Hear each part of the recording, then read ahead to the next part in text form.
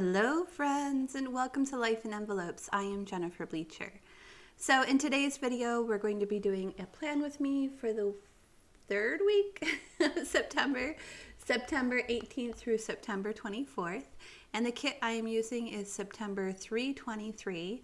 I love this kit. I was so excited to use it today, and I kind of felt like it matched my nails a little bit.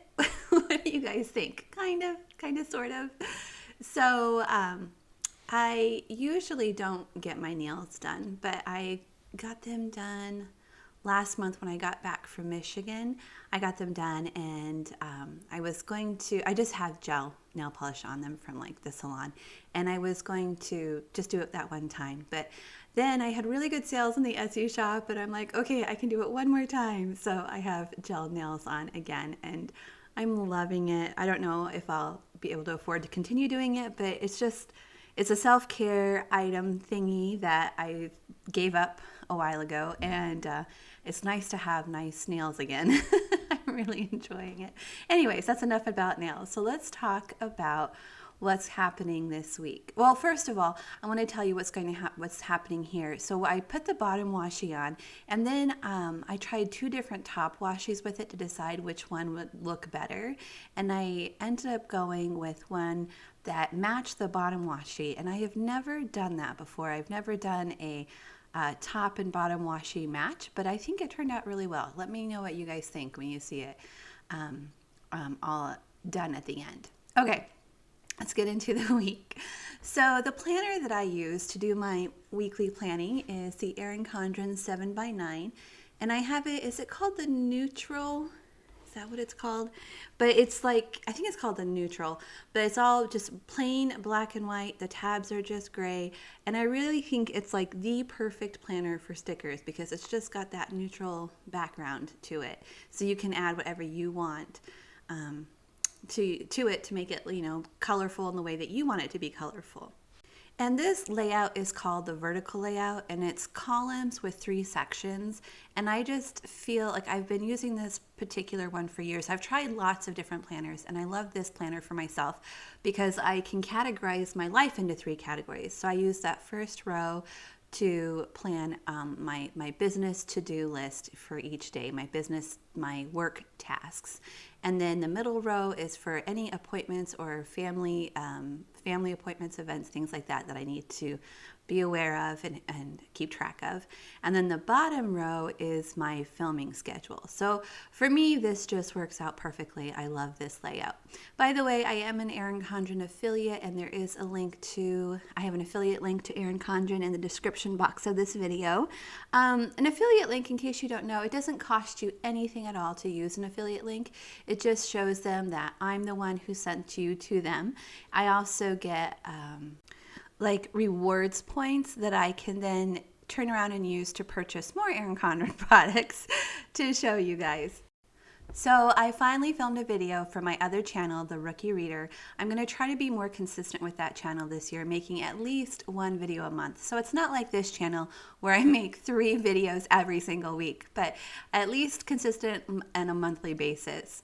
So the most recent video I made was it was just this list of all the 4- and 5-star books that I recently read, and I had a lot of fun making that video. So I hope that if you haven't checked it out, that you will head over and check it out. Even if you're not into reading, I think it's still fun to kind of hear about the plot of books and whether or not they're good or not, that kind of thing. So anyways, I'll put a link to that video in the description box of this video if you want to check that out. Speaking of reading, I am so excited because I just found out that today that Stephen King has a new novel out. It is called Holly, and I actually never read Stephen King until last year. Last year was the first time I read a Stephen King book, and I read Fairy Tale. It was his new book last year, and the first part that book took place in 2 different time periods, like 2 different times and worlds. Actually, it was like our world, and then it was this fairy tale world, and I loved the part of the book that was in our world, and his writing is amazing. I mean, there's a reason why he's such a popular writer. His writing's incredible. But I loved that part of the book, but I wasn't crazy about the fairy tale part of the book.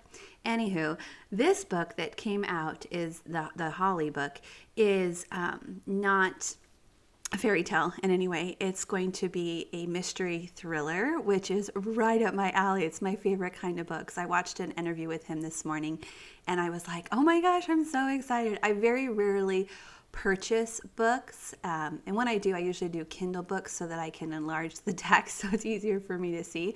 I think this is one that I'm going to indulge myself and buy the Kindle version and read it, because I'm sure that it's going to be a long wait at the library. But here is the synopsis of that book. Holly Gibney, one of Stephen King's most compelling and ingenuously resourceful characters, returns in this thrilling novel to solve the gruesome truth behind multiple disappearances in a Midwestern town. When Penny Dahl calls the Finders Keepers Detective Agency hoping for help locating her missing daughter, Holly is reluctant to accept the case. Her partner, Pete, has COVID. Her very complicated mother has just died, and Holly is meant to be on leave. But something in Penny Dahl's desperate voice makes it impossible for Holly to turn her down. Mere blocks from where Bonnie Dahl disappeared live professors Rodney and Emily Harris. They are the picture of bourgeois respectability, married octogenarians devoted to each other, and semi-retired lifelong academics. But they are harboring an unholy secret in the basement of their well-kept, book-lined home, one that may be related to Bonnie's disappearance, and it will prove nearly impossible to discover what they are up to. They are savvy, they are patient, and they are ruthless. Holly must summon all of her formidable talents to outthink and outmaneuver the shockingly twisted professors in this chilling new masterwork from Stephen King. So I don't know about you guys, but I think that sounds pretty interesting.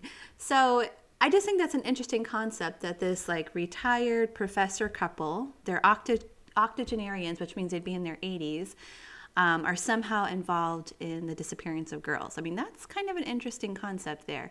Also, too, this character, Holly, I guess she was a character in several of his other books, just like a side minor character that comes into other books that he's written, from what I can tell from his website. But I've never read the other books, so she'd be a brand new character to me. But I don't know. I just think this is a really interesting book, and I think I've just convinced myself to go ahead and buy it.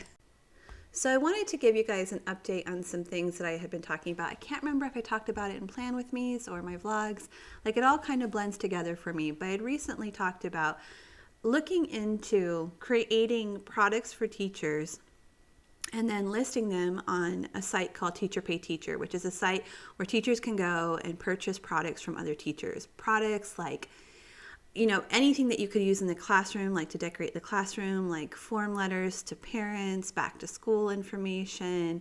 But you could also make like tests and quizzes and projects and games and unit studies and writing projects. Like, there's so much you could do. Okay, so I started taking this thing on their site called the Teacher Pay Teacher University. I started going through their university to see if I wanted to start adding products to the site.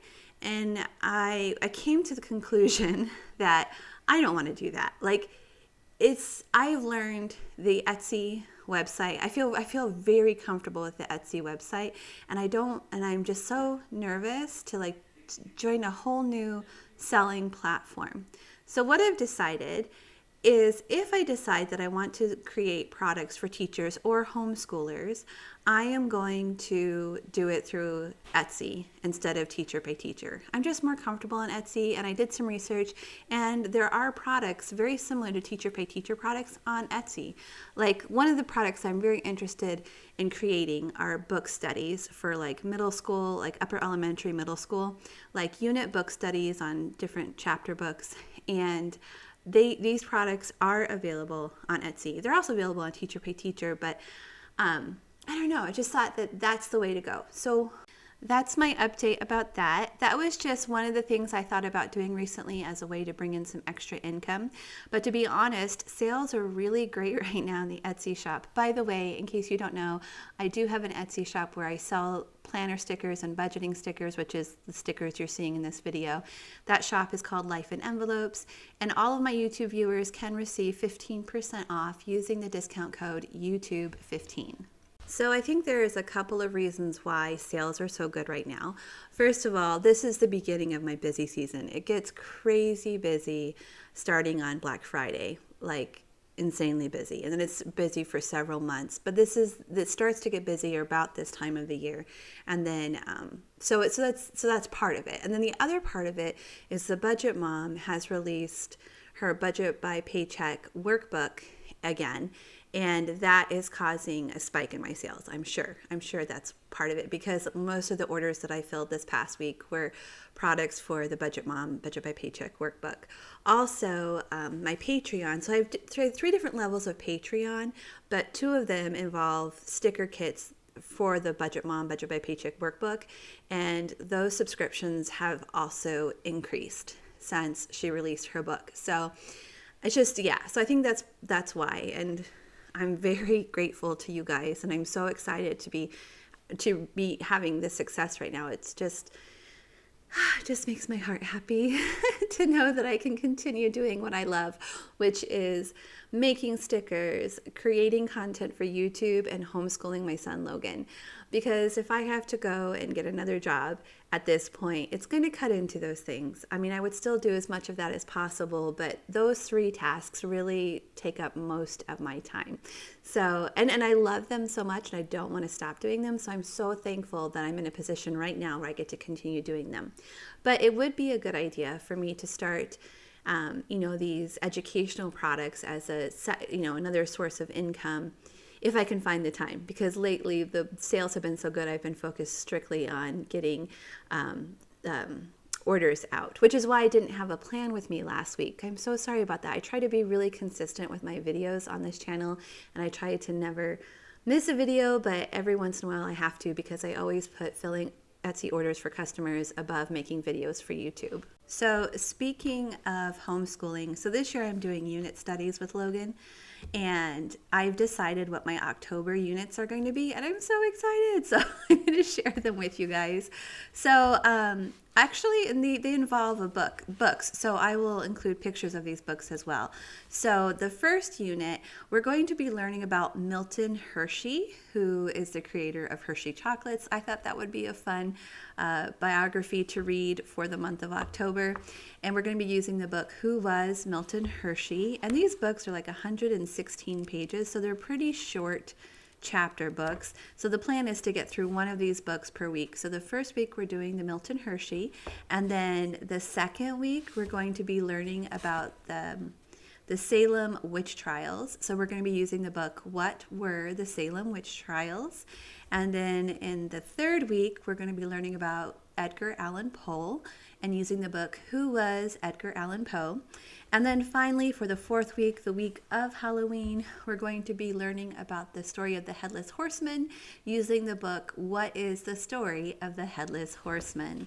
So I am super excited. I think these are going to be really fun units to read and study and do as our October curriculum.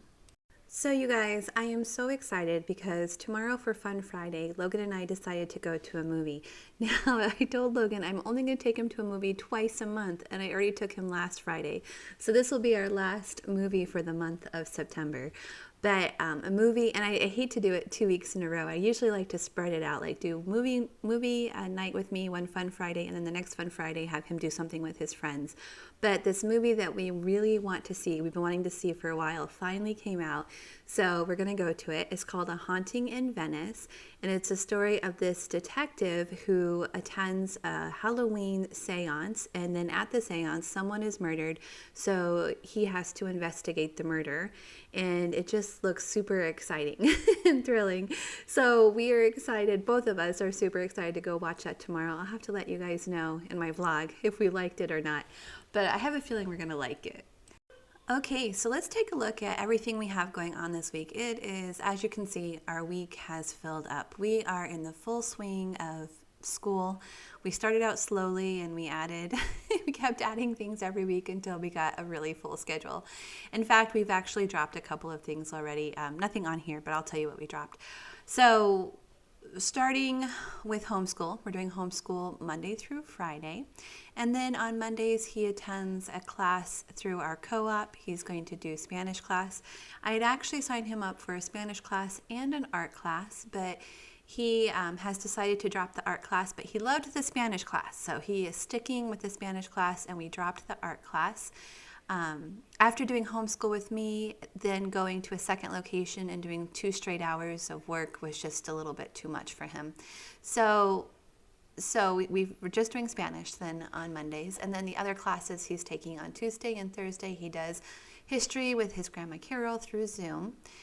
So that's it for his extra classes in addition to homeschool. But he also has made a homeschool friend. This is so exciting. I'm so happy for him. He has made a homeschool friend, and they have a standing date twice a week where they get together online and then they play video games together. As our rule with him is you can't play video games online with somebody you have not met in person. You have to have met them in person in order to play video games with them online. So his new friend is Wyatt, and they meet twice a week online to play video games together. They have a set time that they meet. I think it's so cute. I love it. He looks forward to it every week. They've been meeting on Mondays and Wednesdays. So that's why I have Wyatt on Monday and Wednesday. And then something else he dropped. This really surprised me, but he dropped the D&D club. I was so shocked. He had been asking to join a D&D club, or like group for years, and I finally got him into this one through our public middle school. I dual enrolled him so that he could be a part of this club, and after the first day he was like, okay, that is so not for me. It just wasn't what he was picturing. So he went, and he said that there were so many kids there. The teacher was super grumpy. And I do not blame the teacher at all, because this poor teacher, middle school teacher, works all day. And then from 4 to 6, 4 nights a week, he runs D&D clubs for the school. I mean, that is a long work day, and that is a long day to be on task. So I totally don't blame the teacher. I totally get why he was grumpy, but it just wasn't what Logan was looking for. I think when Logan thought about joining a D&D club, in his mind he was picturing the scenes from, what's that show? Stranger Things, where the group of kids, 4 friends sitting around a table in a basement, playing a game together and having fun. Like, in his mind, that's what D&D is supposed to look like. And that's not what it looked like when he went into the school. It was too academic, I think, too much of an academic setting, and less of a fun hanging out with your friends kind of setting. So he chose to drop the D&D club. So we are not doing that. So those are the 2 things he dropped. He dropped his art class and he dropped the D&D club, but he's kept Spanish. He's continuing to meet with his friend Wyatt to play twice a week, and he's continuing to go to his teen club on Thursdays. So we're still quite busy.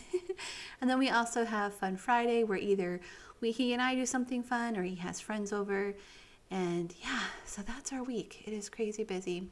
My current video schedule that's working well for me is doing my savings challenges on Tuesday, my plan with me's on Friday, and my vlog on Sunday. So that's the schedule I'm going to try and stick with for this week.